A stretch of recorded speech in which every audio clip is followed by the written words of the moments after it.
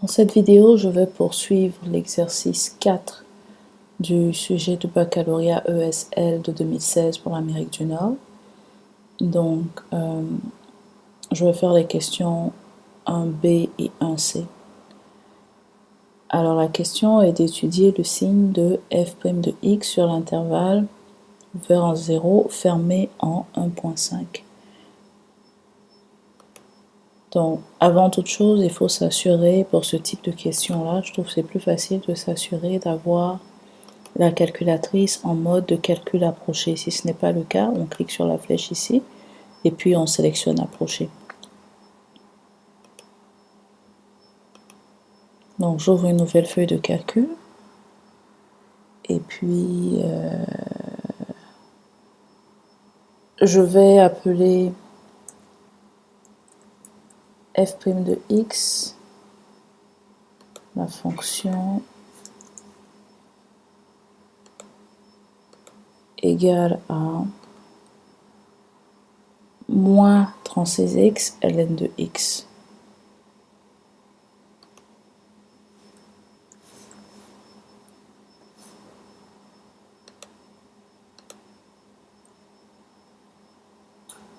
D'accord?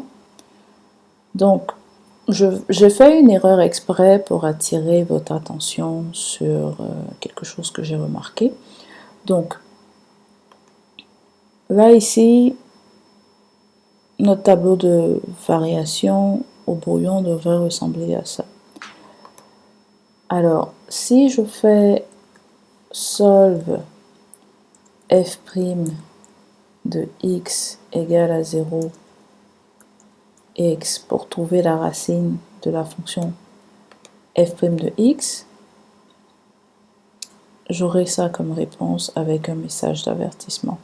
Mais il faut faire attention parce que il semble qu'il faut mettre le signe de la multiplication. Donc si, plutôt que d'écrire sous cette forme, j'écris f' de x, je redéfinis la fonction comme étant moins 36 fois x fois ln de x au lieu de faire une multiplication implicite comme je l'ai fait ici. Cette fois-ci, j'aurai un résultat. Donc il faut faire attention à l'examen. C'est peut-être mieux de prendre le temps d'écrire tous les signes de multiplication plutôt que de faire des multiplications implicites. Et là, une fois que je fais ça, ça fonctionne. X est égal à 1. Donc qu'est-ce que je peux faire ici? Je peux rajouter à mon tableau de variation, à l'étape suivante, ma racine qui est 1. Donc il faut étudier le signe de f' de x. Ce que je suggère de faire, parce que c'est plus rapide, c'est de prendre n'importe quel nombre entre 0 et 1, et puis de le calculer. Donc par exemple, je peux prendre x égale à 0,5. Et si je fais f' de 0,5, j'obtiens un nombre positif, 12,4766.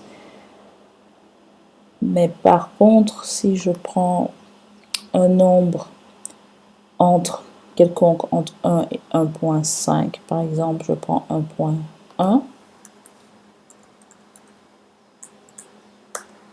j'obtiens un nombre négatif. Donc, je peux tout de suite, sur mon tableau de variation, mettre les signes de f' de x. Positif entre l'intervalle ouvert 0 fermé à 1 et négatif de 1 à 1.5. Alors, une fois que ça c'est fait, on peut déduire le sens de variation de la fonction. Et là, la fonction va être croissante sur 0,1 et décroissante sur 1, 1.5. Et comment est-ce qu'on trouve les bornes? Là, il faut redéfinir la fonction f de x. Si ce n'a pas été déjà fait. Donc, f de x était égal à 9 fois x au carré fois 1 moins 2 fois ln de x plus 10. Et là, si je fais f de 1, je trouve 19, et f de 1.5, j'obtiens 13,8287. Et on peut finir notre tableau de variation en mettant les bornes qu'il faut. À la prochaine vidéo, je ferai la question 2 pour justifier le point d'inflexion. À bientôt.